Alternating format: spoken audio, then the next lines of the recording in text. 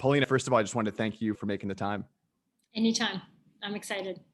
I think most folks on the call already know Polina and know Polina's work, but if you don't, Polina actually left her job as an editor at Fortune, where she was running Term Sheet, which many of you may be readers of, to go full-time on the newsletter. She started this kind of a passion project in 2017 called The Profile. And I think many of Polina's readers are on the call, as well as members of Compound. So we're super excited to have folks on both ends who know Polina.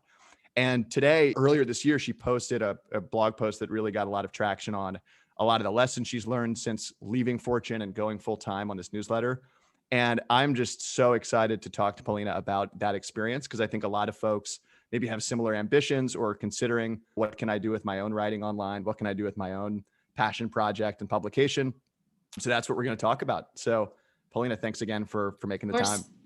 Anytime. First of all, tell me if I've missed anything in your background, because I know it's a far more interesting story than I've given you credit for. No, basically the short, quick story is I graduated from the University of Georgia in 2013 as a journalism major. I was the editor of the student newspaper. So I came out thinking that I would get this big, great job in journalism as a reporter. And in 2013, all the rage in media was social media. So all these newspapers and magazines, whatever, were trying to figure out Facebook, which had been around for quite some time at that point. So I didn't have an interest in social media, but I wanted to be a writer. But basically, those were the jobs that were available. So I was like, let's go. And I emailed CNN, which is based in Atlanta, and USA Today, both of which I had interned for before. And I asked if they needed help. They both needed help on the social media desks. At the time, also, user-generated content was hot. USA Today had something called, what was it called? Oh, I forget, something. And then CNN had iReport. So I would vet these people who were submitting photos, and then sometimes it would get into CNN coverage. But then I weaseled my way into writing a little bit for CNN as well. On the digital side, I shunned the TV side. That is, cable news is not my forte. So then after that, I did that for about a year. Lived at home, lived on my mom's couch. She called it my office. I was like, please stop. I'm a cliche already. And then I started applying to jobs in New York, because I was like, New York is the media epicenter of the world. And I got a job at a media startup. At the time, I didn't know what a startup was, but I was just like, this is a job, I'm going to take it. And it was very much like social media and marketing. But because it's a startup, I actually got to touch a lot of other things, and I learned from it. And I was one of the first employees. It had only been around for a year, and I got to see the company go through a fundraising round, which was fascinating. And then after that, the startup wanted to shut down the New York office and move me to DC. I said no, and I started looking for other jobs, and I found Fortune, which was also looking for a social media editor. And at that point, I was like, I'm a social media guru, which I wasn't. But I joined Fortune as the audience engagement editor in end of 2014, so October, and I was there ever since. Well, that is a perfect lead in to the first thing I was going to ask, which is, given that very quickly at Fortune, you started to do very interesting work. Term Sheet certainly read by some of the most ambitious, successful founders and investors in the world. But you really, in a lot of ways, are in the center of the universe. Why start the Profile? Why start a side project? Curious to hear just the origin story of the Profile. Yeah, so I was actually at Fortune.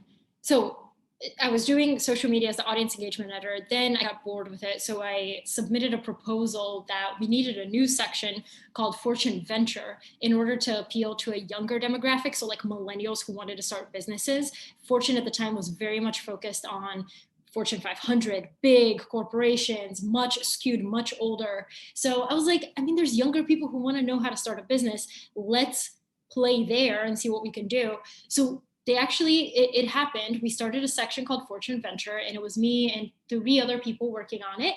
And it was great. I loved it. It was entrepreneurship, small business, early venture capital. So I got to talk to a lot of founders who are now the CEOs of these massive companies. But at the time, it was just a small startup.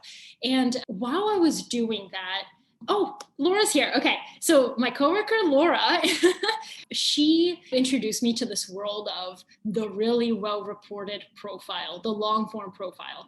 And it was really cool because like on Slack, we would send each other interesting profiles that we read. She sent me my favorite one, which is on Justin Bieber. It's like a really great profile of him, even if you don't care about Justin Bieber. But basically, like frankly, I was bored. I had time on my hands. What I was doing at Fortune was taking up time, but I also had a little bit of extra time outside of work. I decided to start a newsletter. At the time, a lot of people were starting personal newsletters. There were people at Fortune who had newsletters. There were people at other publications, but the way they were doing it was mostly like, I'm going to promote the work that I do in this newsletter and you can keep up with me, like a personal bulletin thing for family and friends. And so I started the newsletter just to compile all these interesting profiles. And in the beginning, it was literally just my friends and my family. And then it kind of grew from there. But so I started it in February of 2017. And then I started working on Fortune's term sheet in, 2018. I think, 2018 of August of 2018. So I had already been doing my own newsletter and then it tacked on the daily newsletter. So literally every single day of my life was every morning I would do term sheet for Fortune and then I would go home and in the evening and on weekends do the profile. So needless to say, it was probably a sleepless couple of years. It was doing both. Very sleepless. Yeah. And I'm curious what I think a lot of folks are trying to think through, what will I have enough passion and energy around to just actually do the work, right? Find the time in the evening to actually write, actually produce stuff that I'm proud of. I'm curious what you think maybe drove you towards profiles. You mentioned the Justin Bieber thing being a source of inspiration, but I'm curious what maybe drove you in that direction. And I'll leave it there.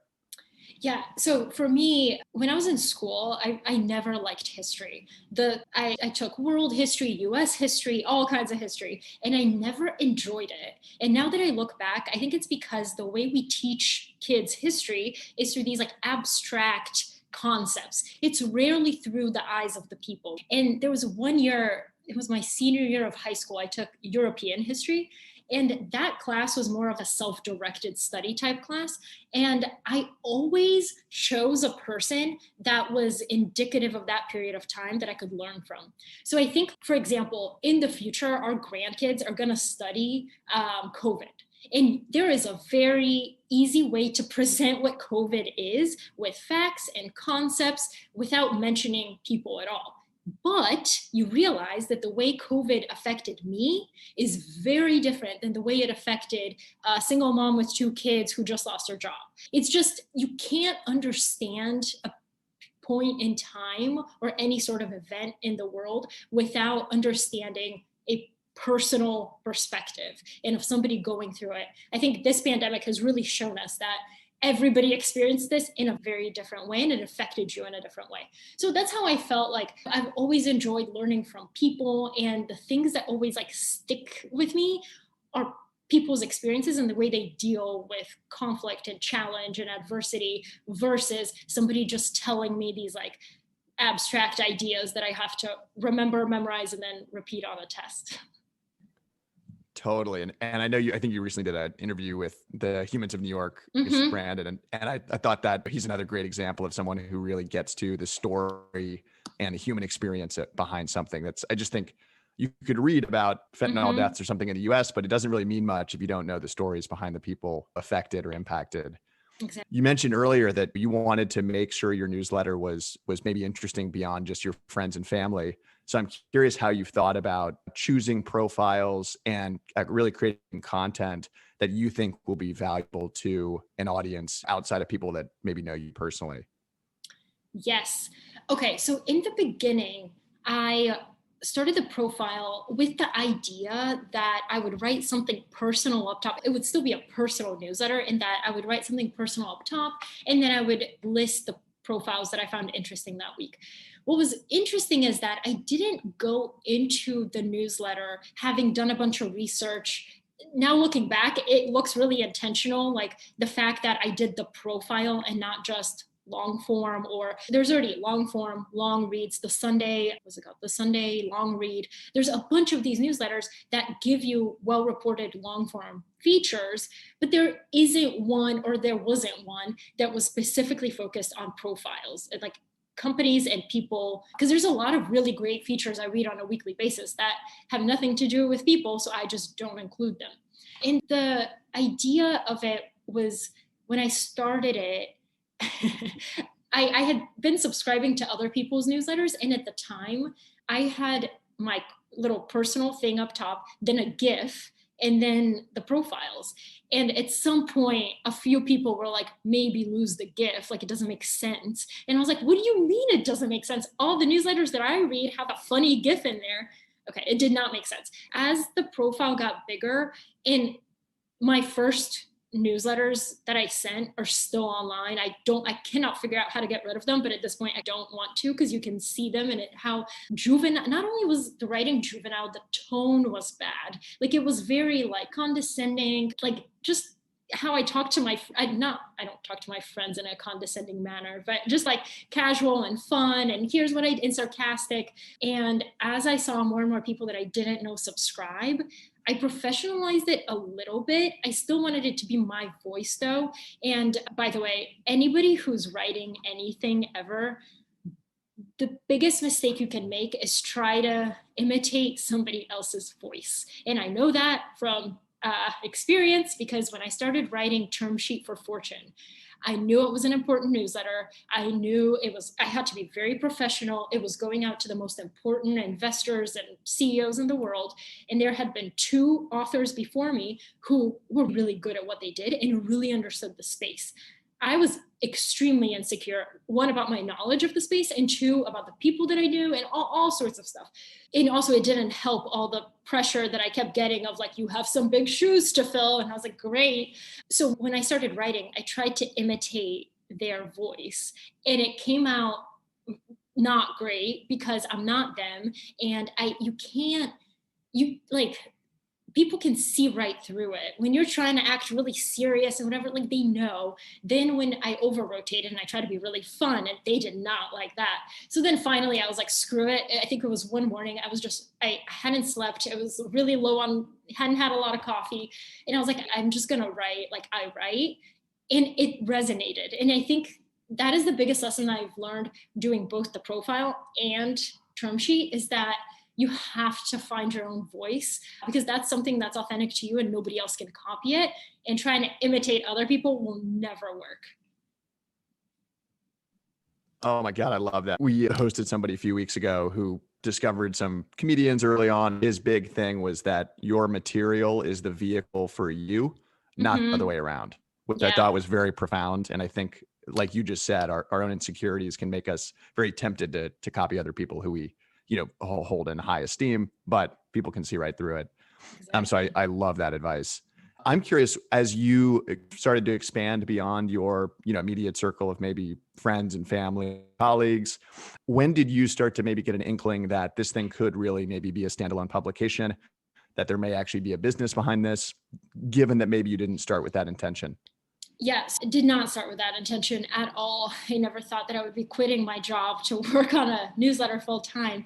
But it is interesting how you do this every week, you pay attention. And also, I don't think this would have ever been a viable business or anything like that if I hadn't done it consistently week after week and people couldn't trust me. I built that trust with the reader over 3 years, because they knew that I wouldn't just, when it came time to create a paid layer, they knew that they wouldn't pay me and I would just run off to Mexico with the money. Like they knew that I would keep producing this week after week.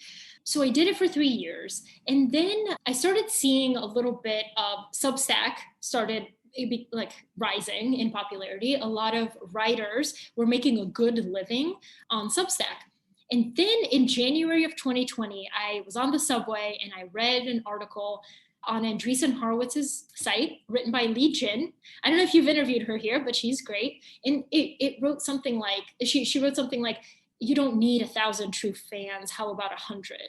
That was the kind of the idea of the article, about this passion economy that was on the rise, and how basically you don't need that many true fans in order to make a good living as a writer. And at the time also, Emily, who writes Heated, a newsletter on climate change, she had started doing it full time. And I was just like, there's something here. I never thought about, as a reporter, you rarely think about, hey, I'll write something and people will pay me money for the writing. You don't value it in the same way. And I'm so happy to see that people are valuing content in the same way as a product.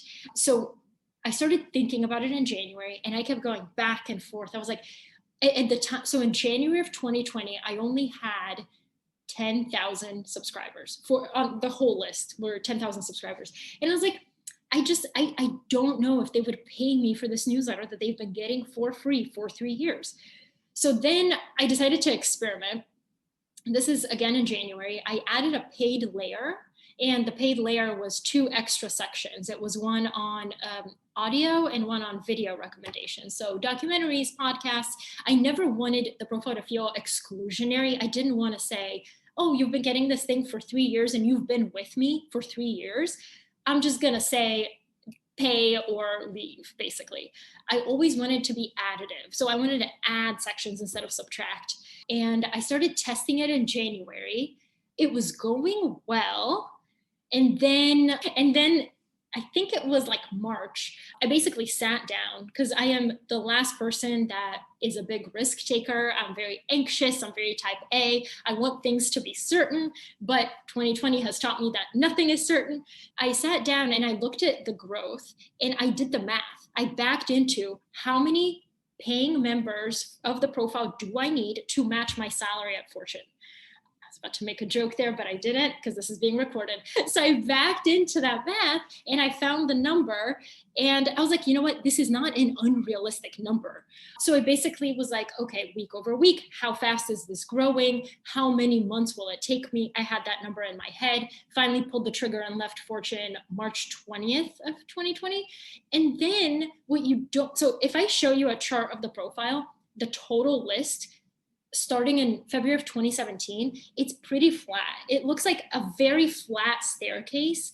And then once I left in March, it like accelerated because you fail to account for the fact that when you put 100% of your time and focus into something, you will naturally, it's good to be conservative and maybe even overly conservative when you're making these decisions, but know that once you pour your entire time and energy into something, the growth will probably accelerate. That's actually a perfect segue into this actual blog post that you wrote that I think most folks on the call probably written, but it was the first thing that I bolded, which was the idea of creating inflection points. Because I think it is very challenging when you have a full-time job to ship your news, do the writing and do the marketing piece, if you will. Yeah. How would you maybe summarize some of the inflection points for you in growing the newsletter? What have maybe been the biggest levers as you've now exceeded some of your growth targets? Okay, that's a great question. So I knew that leaving Fortune, I knew it would be like big news in some small circles, but I wanted to punch above my weight. I knew that I wanted people to turn and be like, oh my God, the profile's here, it's here. I wanted people to know that I was doing this. So I made a list of all the things that I could do to help myself in getting more subscribers and introducing more people to the profile. One was Fortune was kind enough to let me say what I was doing on my final term sheet newsletter edition. So a bunch of people subscribed from there. I also talked to The Hustle and Morning Brew about doing link swaps so I could be in their newsletter and they could be in mine. I also sent a special edition to all of the profile subscribers saying, hey guys, I'm leaving my full-time job to do this full-time. If you want to support me, here's how.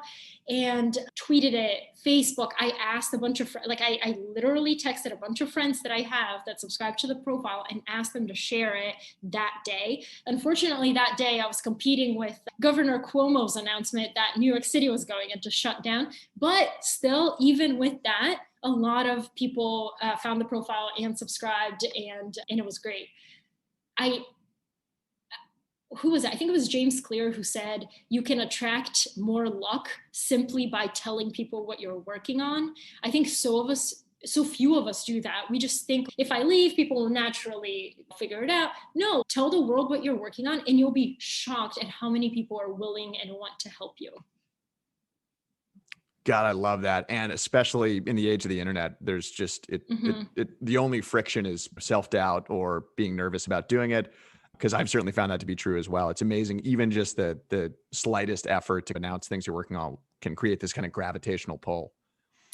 Yeah. And trust me, I was scared. I called it, what did I call it? The seesaw of misery, where like you would wake up and you'd be like, I'm leaving my job. I'm so excited. And then you would go to sleep and be like, oh my God, if there's a pandemic, there's a recession, I'm going to die like penniless.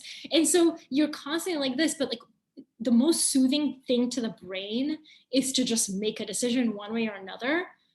Either I'm going to stay at, like, I literally thought about this, and Laura, who's in here, can attest to this. For 3 months, I was going back and forth. Should I go? Should I leave? The one thing I found really powerful when you want to make a decision is you just tell people, and then they hold you accountable, because then you look like a fool if you've told everybody and then you don't do it. And the last thing I'll say, sorry, is I worked on a profile dossier, these like individual deep dives that I do on Jim Cook, who's the creator of Samuel Adams beer. And he said that when he was working at Boston Consulting Group, and he was like, should I leave my job? I'm making, I think it was making like $300K a year to go start a brewery. He was like, I don't know. And then he realized that there's a difference between a decision being scary and dangerous. Yes, it's scary to make the jump and start doing something on your own, but that you get over that. Scary like falls away. It gets better over time. Dangerous is dangerous. And if he had stayed at BCG for another 15, 20 years, he would always live with the regret that he could have done something else amazing. And he built Sam Adams. For every story like that, there's 100 that didn't work. But I'm just saying, like, when you're looking at decisions, that framework is a good one. Is this just scary, or is it actually dangerous?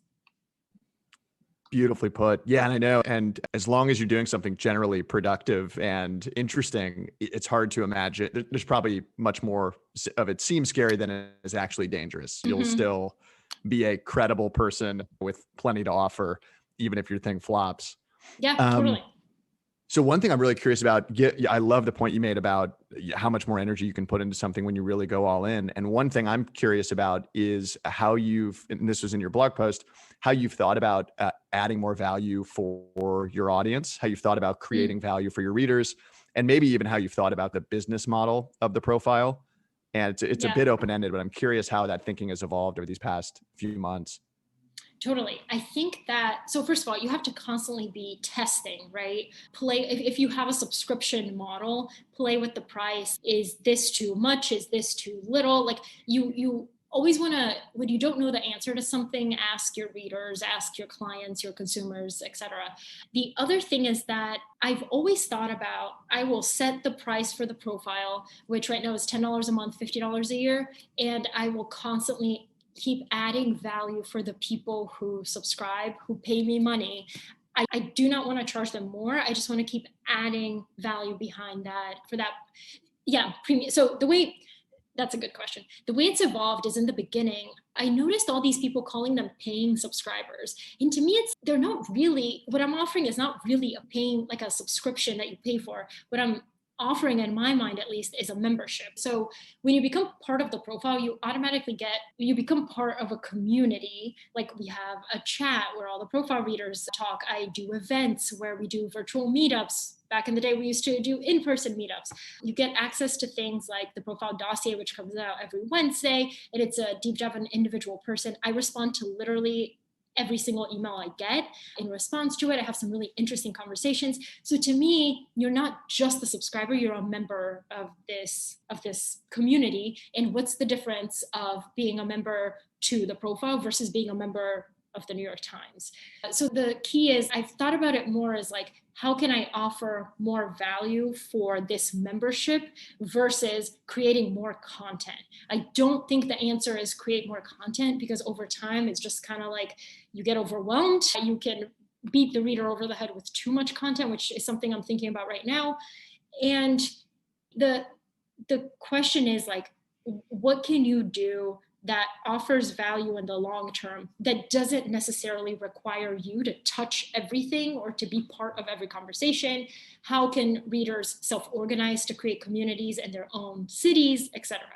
And the other thing is that when I first started the profile, I was really nervous. My biggest worry basically was I'm going to leave Fortune and I'm not going to be able to make any money. And I realized that I've talked about this before, but like my anxieties were misplaced. When you work at a job with a steady income, no job is that safe where they can't lay you off or fire you or something happens to the company and you lose your job. Suddenly you lose your entire revenue stream.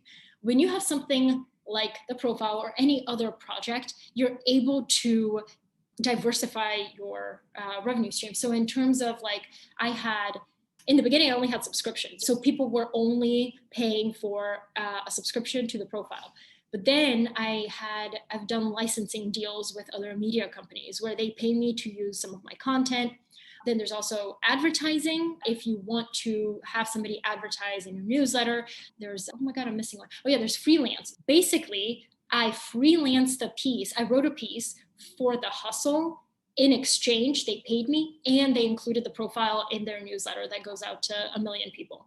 So doing things that are smart, that bring value to your business, I think that's the thing that makes the most sense. To me, the hardest part has been thinking with my writer brain and my logical business brain is so hard because I'm like, oh, I'll spend 3 days working on this one project. It'll be so good and it'll be so great. People are going to love it. And then I spend 3 days on it and it flops, versus asking myself, is this the best use of my time to grow the profile? So it's like quality matters a lot, but you also have to make decisions about, without a business portion, there will be no profile. So it's just like thinking through that. It's an interesting exercise. Yeah, I actually am really curious to hear a bit more about that, because how have you, and you can correct me if I'm wrong here, but maybe at Fortune, you weren't having to think quite as much about growth or marketing. So I am curious, maybe what are some of those lessons you've either learned the hard way or you would encourage people to consider if they start to invest more time in seriously trying to grow their own publication? Yeah. So at Fortune, the thing that I was inheriting was already a massive business and it was a big part of Fortune. And I was aware of that. I knew it was making a lot of money. It was ad supported. But I never had to think about selling ads or getting more readers. Of course, you want more people to read your writing, but it wasn't like every single day. That's all I was thinking about. Now it's how can I get the profile in front of more people, but also show the value that comes with it. And it's really tough. But for example, I recently did the one thing that's been probably the biggest driver of growth for me has not been the link swap. Actually, no, that's a lie. When Morning Brew included the profile in their daily newsletter, I don't even know the machine that newsletter is.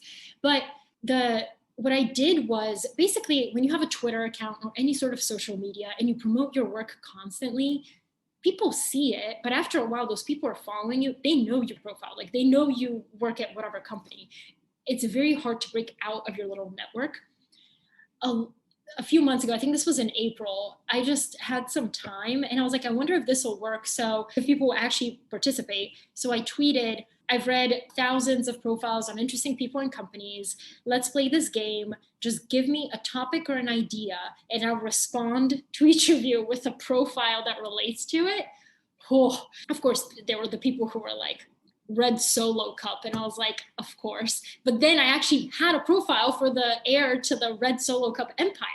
So doing things like that where you get to show off your skill is so great because that tweet went viral and it blew through my own network and it expanded into other people's networks that they were then able to see the profile. And then of course they signed up. And for me, I don't see people don't sign up and immediately pay. It typically takes them 3 to 4 weeks to see the value. So let's say you sign up today, it may take 3 weeks. You're like, okay, I'm actually finding value in this. I'm going to support it with my dollars. That's typically for me. So for me, I want as many people on the profile list as possible. And then if they find value, they will pay. But the payment part is not my top of mind. My top of mind is I know that if these people just sign up for the newsletter, they'll see how much value there is in it. There is no greater hack than just really high quality content consistently. And the reason that game worked is because it showed people like, oh, hey, maybe she actually knows what she's doing and she can save me time by finding these profiles that I don't have to look for, and I can just read this every week. God, I love that. I just want that on a billboard, the world's largest billboard, because I think you're right. If the foundation of quality is not there, every kind of attempt to grow or to retain people is almost doomed from the get-go. And yeah, it's funny. That's often the question. Like, I'm having a growth challenge. Maybe there's actually some like quality assurance to do first. Yes, totally. So I just love that message. I know we're nearing the second half of the call, so I just want to encourage everybody on the call. We'll do a Q&A for the last kind of 20 minutes. So just as we wrap up the last 5 minutes here, any questions or topics that you want to dive into, dump them in the chat. Make sure you're sending it to everybody. And I'm super excited to hear what people are curious about. And we'll do a group conversation in the last 20 minutes. So anyways, you can start dropping your questions. But one thing I loved that you wrote about is that you want, and you touched on it a bit earlier, is that you want to stand out by doing something original and maybe something fresh. But I'm really curious to have you unpack what you mean by that, given that there's so many people now writing online. There's at least a perceived very high level of competition. How do you think about originality and standing out? This is my favorite topic, so I'm glad you asked that. So I'm asking if you're going to tell me, but if you guys have not seen Chef's Table on Netflix, there's an episode on Chef Grant Achatz, who's the founder of Alinea, which is a restaurant in Chicago. I saw this up. I know nothing about cooking. I don't know anything about food, but watching this and the way his brain works, I was just like, oh my God, I need to rewatch this. I probably watched it 3 times. But when I watched that episode of Grant, I was like, okay, so basically I thought I was original. I am not original at all. The true original thinkers, society deems them a little bit crazy, a little bit on the fringe, etc. But you kind of need to, you can start with some basic questions that we fail to ask ourselves in order to start thinking that way. So for example, a lot of times people ask me, oh, so, what does the profile want to be? Like, what do you want the profile to be in a few years? And I used to answer with, oh, over time, I want to write original profiles. I would love to write a profile and then plop it in the profile newsletter. And that's how it goes. And then I after I watched the Grant episode, I was like, so why do I think that a profile is just text with a photo? Like that has not innovated in many years. What people did when the internet came about is they took a magazine feature and they just copy and pasted it on the web. There's nothing new about it. It's not immersive. It's not a different type of format. It's literally, there's a formula and it pretty much follows the same structure on any website you can find. Maybe the New York Times with Snowfall, they did some video and some like interactive elements, but it was still the same. It was text on a page. I've started thinking about it just differently, and I still don't know what it looks like, but I'm trying to like be original and think and just ask questions of why do you take the status quo at its face value? So what Grant did is he loves museums and he loves art. So when he went to a museum, he looked at a piece of art and he said, why can't I eat off of that? Like, why can't that piece of art be my tablecloth? That inspired him to then ask, why is my cooking and my dining experience constrained to the plate manufacturers, like how they make a plate and how big a plate is? Why do we eat out of a plate with a spoon and a fork? And why, which is the most mind-blowing, is this motion, like, why do we have to eat like that? And people are obviously, because that's how you eat. Everybody thinks he's crazy, whatever. But then because he asked those questions, he was able to shift his thinking and say, interesting, maybe we don't have to eat like that if we could have food that floats. So he created a food that floated, and suddenly you're eating in a very different way. Why do we need plates? Maybe you can just eat off the tablecloth. And so his restaurant experience, the way he thinks about it is not like a chef cooking. The way he thinks about it is like writing. So he thinks about it like chapters in a book. It's a storytelling experience. He wants you, from the second you walk in, to have this experience, and then he guides you through a story, like a gastronomic, whatever story that you end up with being like, wow, that was the best meal of my life. Therefore, I am happy I paid $300 for a plate for like my experience. So like the fact that you can innovate anything if you just start asking the right questions. The reason that some of the biggest, most interesting companies are so obvious is because it's like, of course we should have asked, like, why do we, like what Uber or Airbnb, they're not really intuitive in the beginning, but now it's, oh yeah, they just asked the right questions. So yeah, I think that's original thinking. And I think few people like Charlie Munger, Elon Musk, Grant Achatz, I'm sure like Shonda Rhimes, like there's very few original things. Oh, Sarah Blakely with Spanx. Anyway, I can go on and on this, but yes, that is original thinking. Oh my God, you got me inspired. I'm questioning like everything I'm doing now. Do you have any inklings? We'll switch to the Q&A after this question. Super curious, do you have any inklings of what your version of this might be with what's maybe up for disruption, if you will, in creating profiles of people? Yeah. Okay. So after the Grant episode, it was right around the time that Brandon Stanton of Humans of New York did that profile series of a woman. But the way he did it, the way he told her story was through 32 different posts on Facebook, and it was in her own voice. And that had never been done before. People kept up with it for 2 weeks. It was done over a period of time. It was on Facebook. It was text and photo. There was no voice, which might have been like a totally different format. But that is very much a profile, even though it's not published by the New York Times or the New Yorker. It does not make it less of a profile. And it's even more original, I would argue, than some of the ones that are published. So to me, a great profile, one, humanizes the person, and two, makes you feel the emotions that they feel and makes you understand the world as they see it. A lot of times, and I think this is what's happening in America right now, is why it's so infuriating to me, is that very few of us are able to see, literally 50% of people cannot see the other, cannot empathize with the other 50% of people. For me, I grew up in Bulgaria, moved to Atlanta, Georgia, and now live in New York City. I have 3 different perspectives of the 3 different types of people who believe 3 very different things. So to me, empathy is, I get it. No matter who I'm talking to, I get their point of view.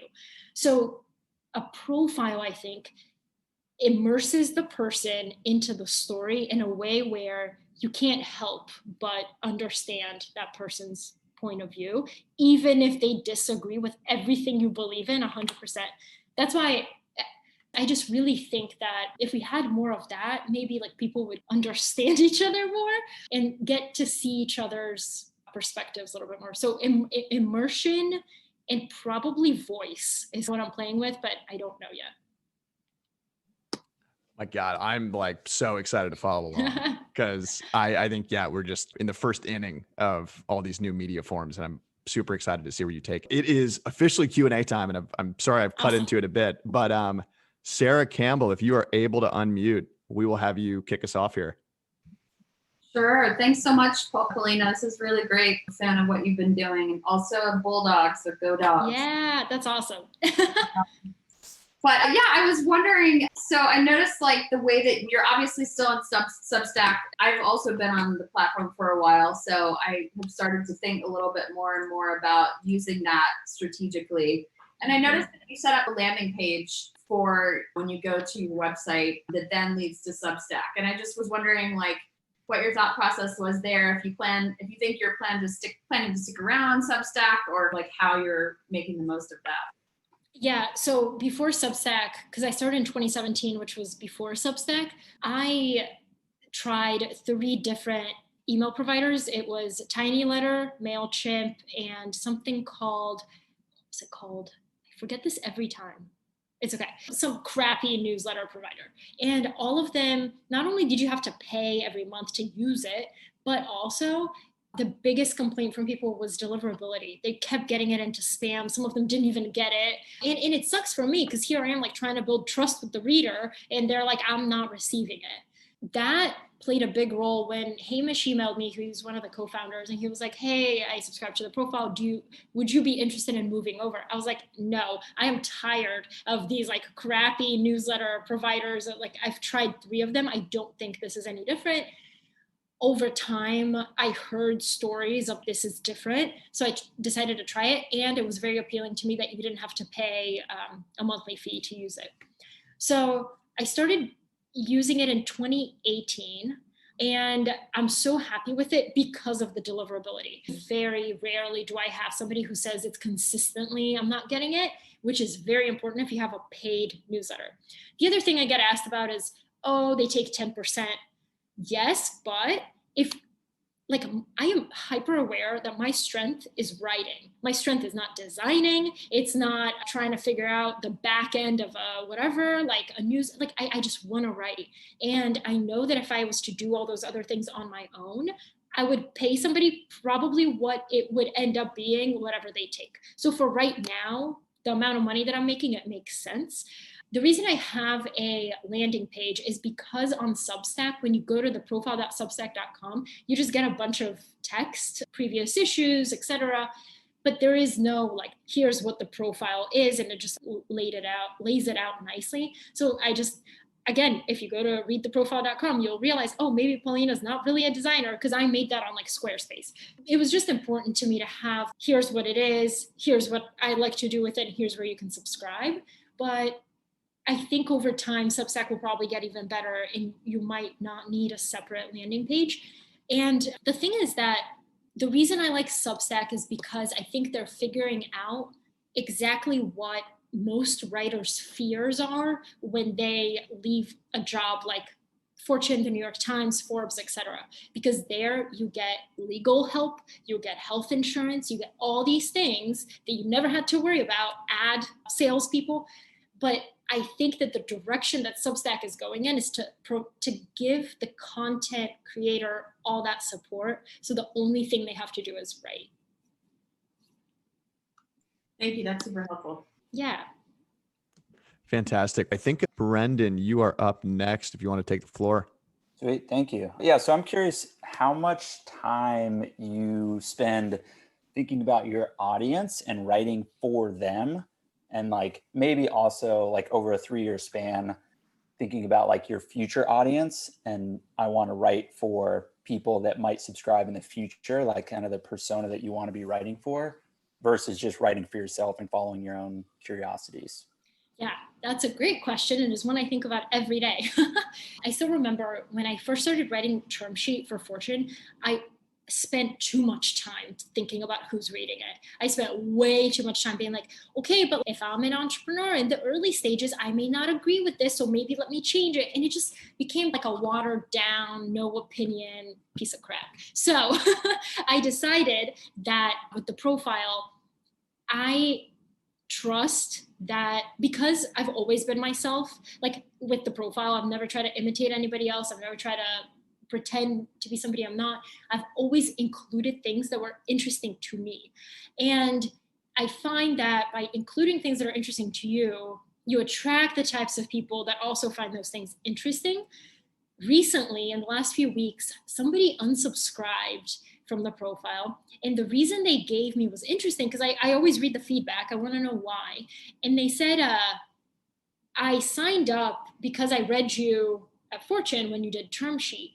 I thought that this was going to be something that was very similar, focusing on deals and much more technical than human interest. Therefore, this is not for me.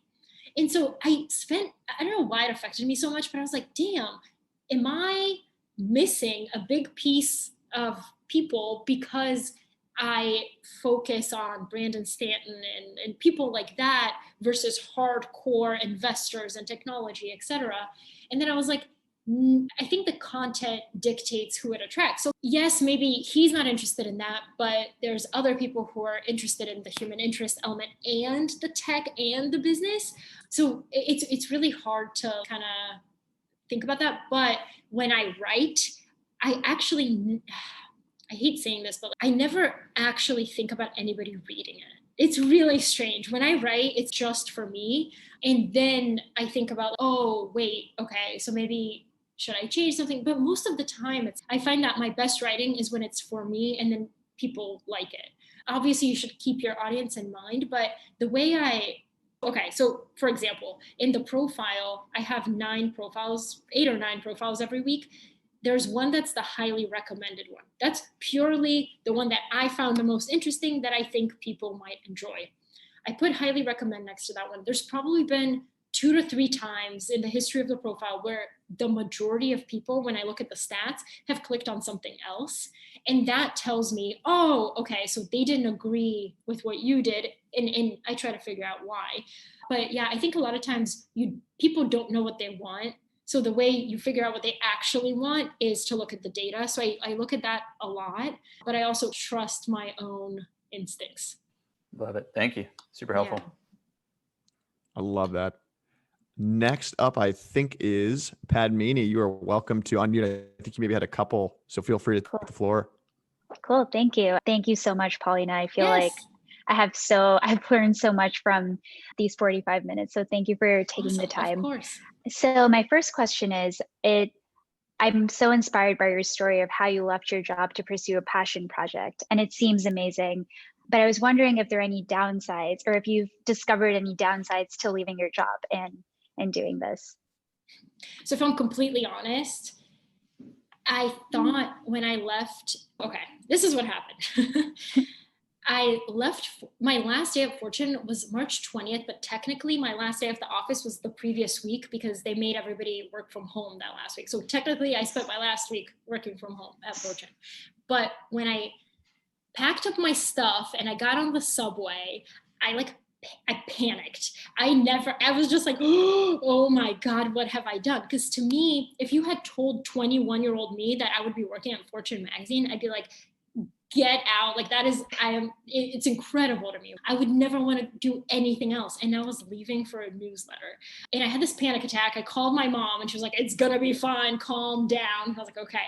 But it was a panic of, what am I going to do about health insurance? All these things that health insurance, it dictates it for a lot of people. I know a lot of people who would love to leave their jobs to do something, but they don't do it because of insurance, and benefits. I get it, but it's just, you have to be able to find another way. And I did. But first of all, I do not regret the decision at all. I have not regretted it a single time since I left. The one thing I will say that I really miss is having an editor and having people who consistently I can bounce ideas off of. They make my writing better. But because I've worked with so many amazing people, I still have access to them and I can reach out if I need help. But the one thing that my editor told me that I still do right now, and you can improve your writing just by doing this one thing. He said, I turned in a draft that I thought was amazing and impeccable because that's how I write. One time it's done. And he was like, call me. And I was like, whew, okay. So he told me that he could tell that my thinking was sloppy because my writing was sloppy. And he was basically like, the way you write, I can tell that you see the world in black and white and you don't see nuance. If you want to make your writing stronger, you need word precision. So every word needs to be precise.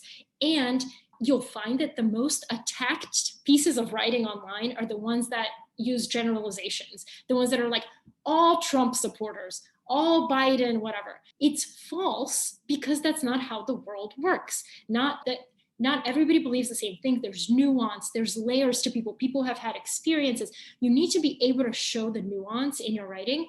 And also because I don't have editors, sometimes I'll send them to my old colleagues, or the best thing you can do when you read a piece of writing that you wrote, read it out loud because your ears will catch errors that your eyes don't catch. So that's really helpful. But yeah, basic things like that. I miss the luxury of being like, look over my draft because you have nothing better to do right now.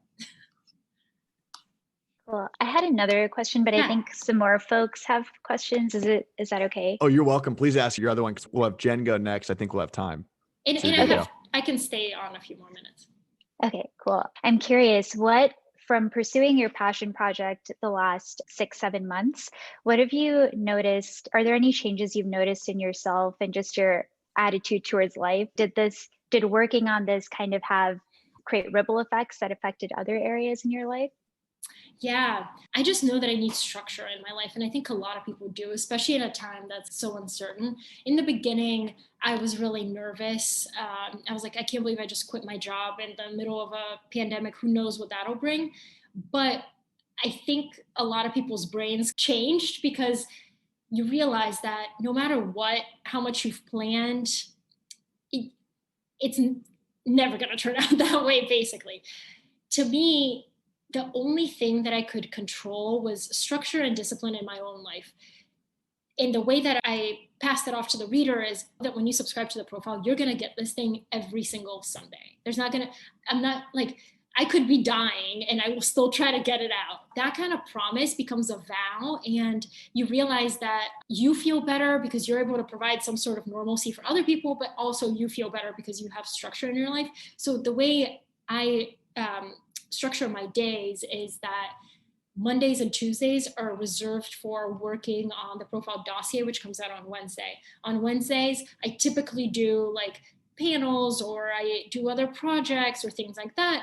Thursday, Friday, Saturday, I work on the Sunday newsletter, and every single day is structured in that I leave like an hour of exercise or something like that, where a lot of people don't like freedom and flexibility in their days. I love it because I can structure it the way I want. Having freedom doesn't mean that it's unstructured. It just means you get to decide. I've loved doing that. And I think, honestly, if you ever feel weird, I think it's because you're lacking either discipline or structure. Thank you. Yeah. Love that. Jen, please take the floor if you're able to, and you are up next. Hi, Polina. It's great. Hi, It's Jen. been so invaluable to hear you speak and everything. I wanted to ask you about something you mentioned earlier in the talk around your voice and how when you started writing, you wrote for your family and friends, and then you professionalized that voice more. And it's two questions of like how you found your voice, and then how you were saying not to imitate someone else's voice as you're trying to find your tone and everything, especially coming from my perspective as I've become a ghostwriter of sorts, where I'm trying to play with different readerships. So it's hard to find the right balance of tone and everything. So I'd love to hear your journey. Yeah. Okay. And Brandon's question around, or do you think about your audience when you're writing? I think about it loosely, but I don't have like, you are my specific person. So for example, when I was writing for my mom and my friends, it was very much, isn't it funny how people go on, there was a profile on, there was a camp for people who had gone through heartbreak, and it was a heartbreak cleanse. I thought it was the weirdest thing in the world. So I wrote this thing, isn't it funny how people get their hearts broken and they go to camp? But it was a lot of it was a lot of use of unnecessary exclamation points, GIFs. The things that you include or don't include dictate your voice. So when I realized like there were like actual people reading this, it was still my voice, but I didn't use as many little tactics to sound fun. Like I was like, this is a professional thing. People come here to learn about other people, and I can still talk like I talk, but don't use the gimmicky things that are exclamation points and dot and upside down smiley faces. You know what I'm talking about. Those are on Twitter all the time, drive me crazy. I don't know why, but things like that basically insinuate like to the reader, I'm better than you, I know more than you, I'm more sarcastic, I'm this, I'm funny, find me funny. It's like, I as I've gotten older, I think those are just very cliche and trite. So to differentiate my writing, I was myself and I made points, but I didn't beat the reader over the head with them, if that makes sense. Yeah, that does. Thank you. Yeah. Amazing. I know we're right at time. I think Diane had a thank you for actually replying. I know I'm amazed you're able to reply to all emails, especially at this scale now. Yeah, definitely admire that. I'll keep us on time here. And just Polina, I just want to thank you so much for all the hard-won wisdom and the time. Of course. And if you have questions, I'm on Twitter and on email. Really fantastic. Thanks, everybody. And thank you, Paulina, again, you. for the time. Of course. Awesome. See y'all See you soon. Thanks, later. Paulina.